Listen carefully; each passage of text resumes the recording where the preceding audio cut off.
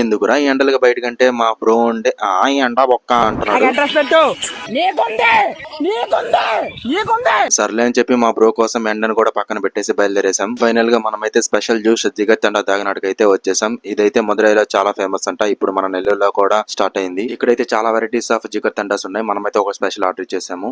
ముందుగా వీళ్ళ స్పెషల్ జిగర్ తండా అయితే పోస్తున్నారు. చూడండి ఎలా పోస్తున్నారు.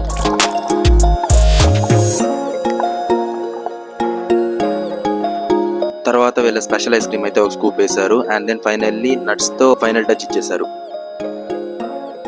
సో ఫైనల్ గా మన స్పెషల్ జిగర్ తండా అయితే ఇలా ఉంటుందన్నమాట. జిగర్ తండా ఒకటే ఏం తింటామని చెప్పేసి బాస్ ఉంది అండ్ స్పెషల్ నట్స్ కూడా ఆర్డర్ ఇచ్చేసాము.